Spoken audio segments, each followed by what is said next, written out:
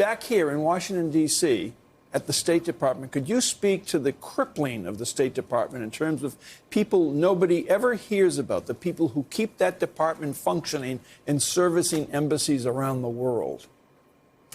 Well, there's fewer and fewer of them. We found some numbers that hadn't been released before, that just in the first 2 years of the Trump presidency, almost half of our most senior diplomats have left the State Department, either in the Foreign Service, either because they were pushed out or were retired. Diplomats, American ambassadors who were coming back to the States, you know, according to State Department rules, they're given 90 days to get a different job in the State Department, or they have to retire. And the only option the Trump administration gave them was they can review FOIA requests for the Hillary Clinton emails, or they can retire. And a lot of people had to retire as a result. About a third of our jobs abroad in the Foreign Service sit empty. We have about 20 ambassadorships that are not filled. And of the ones that are filled, over half are political appointees, which is the highest number ever recorded. The previous highest number was 37%, and that was during the Reagan years. And these people are often political novices, and they run into the kind of things that Donald Trump ran into in London, is professional diplomats from our adversaries and our allies who just run circles around them, and that's the best case scenario. Well, and Jeremy, just think about the childish petulance that's been exposed even in these impeachment hearings, where you have the president angry at an ambassador because his picture wasn't put up in a timely way. And then we find out, actually, that it was the White House that had not sent the pictures out because Donald Trump hadn't found time to get his official portrait made. Or saying to an ambassador, a professional, you know, it's, by the way, God's grace and the time he took your father before he had to hear this story it was evident. Saying to an ambassador, a professional, you know what? If you want to keep your job, you need to tweet something nice about, you know, the president of the United States. I would love to have heard somebody say that to Dr. Brzezinski. Oh, wow. He would have said, no, you must die. You must no, he die. wouldn't have. No, it would have been more cutting than that. That's the concerning thing. The insanity of that. And it laid bare, Joe, what else is out there? Where else is an irregular policy channel underway? Where else has the president directed a foreign policy that's inimical to U.S. national security interests? And I just wanted to turn back to Julia and ask her if your reporting has uncovered other places or other areas of concern around the world where either foreign policy is being corrupted, shaped, or undermined somehow by this dynamic that you report about. Oh, sure. This is happening with some of our most important allies. In Germany, for example, when you have an ambassador who is just purposely throwing political bombs and angering our allies for no good reason, just because, you know, to own the libs back home.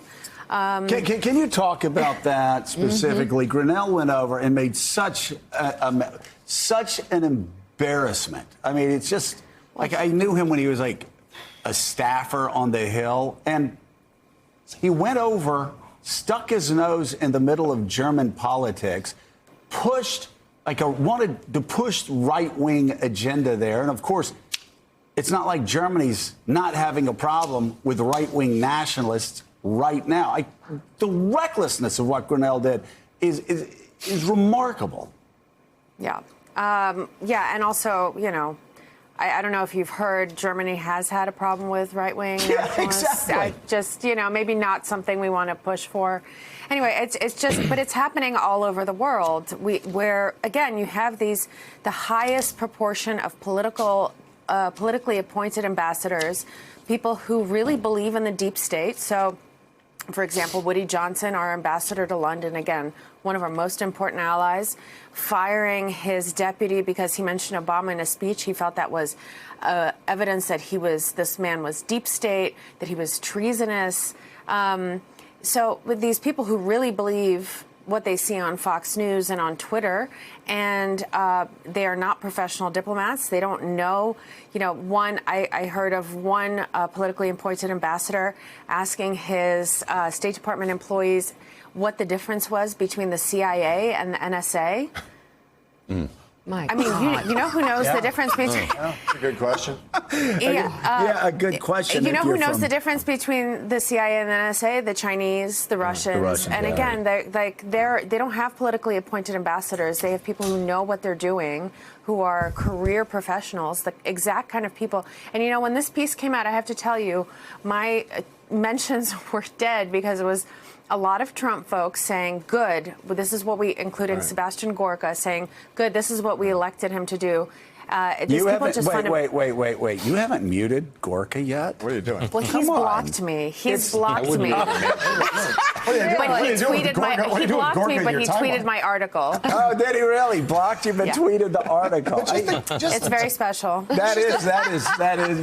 You should hang that on the wall. Beyond all this, I'm just looking at one of the basic fact in Julia's piece. A third of foreign service jobs in overseas U.S. embassies and consulates are empty. 20 ambassadorships remain unfilled. We're 3 years By the into way, the administration. This was a plan. This is just They said unbelievable. from the beginning, the president, his son-in-law said from the beginning, we're going to run the world from here. We don't need people filling these history positions. doesn't matter. You know, though, so we know Woody, right? You know Woody? Woody Johnson? I don't know Woody. Oh, You he's know very Woody, nice. right? Yeah. So Woody, here's the thing about Woody. Like, he's a nice guy. He's a Jeb guy.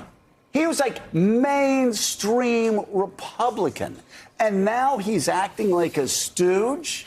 Like, say, oh, somebody said Obama's name. It just shows you how much people are shape-shifting because of Donald Trump's insecurities. I mean, he was as Main Street Republican, like, as you get. And now he's shape-shifting just like everybody else because they see all these Jeb people. How can you be a Jeb person and then turn into a stooge for Donald Trump? There's a couple of other ambassadors, one of whom I personally know and have seen and spoken to since they assumed the ambassadorship of a major country. And there's an amazing similarity between, like, Woody Johnson, this other ambassador that I'm referring to, and members of Congress in the House and Senate, Republicans. They are petrified of the president. They tweet favorably about him when he comes to their Mike, explain this, right? I get the members of Congress. They're poor, they're stupid, they're politically naive. They've got a base. They've got a base they're afraid of. I get all that. Woody Johnson's worth 10x what Trump is in terms of actual money. Jets. He owns the New York Jets. He's financially more powerful than Trump. I got a better one. What does he need Donald Trump I got a better one What's than he that. afraid of Donald Trump for? Because hold on. Mitt Romney. He's in the Senate right now. Yeah, what's the deal? He could make such a huge difference. Yes. Mitt has We more need money him. than he will ever need. He will knows get the difference. reelected senator in Utah Between right forever. and wrong. He should be out every day. Every single day when Donald Trump does something that weakens our democracy. He should be out, but he doesn't do it. It's a good question But I about agree with Woody, that, though. but let's ask what's Woody afraid of? You don't need to put up with this clown. He's the ambassador to the court of St. James. It's already on his resume. Come home and coach it. Don't put Well, up that's with another this. question. That's another Come on, run question the that's Jets. unanswerable. Why hasn't he come home? The answer is I don't know. But while they're there in that post, they are afraid of offending the president. Well, perhaps, as Alex says, the Jets are terrible right now, Julia. Maybe that's why Woody So continues Mitt in did his say position. he made a statement about I know Ukraine, he but did, I know what but you're come saying. on, Come on. We're in a constitutional Speak up. crisis. Look at you. Well, we saw what happens. We Metaphor. saw what happens to ambassadors who anger the president. Right. And I have to. And the people I spoke to said that the departures from the State Department are actually have picked up again since impeachment has started. People are kind of eyeing the exits, asking people to look at their resumes, meet for informational interviews.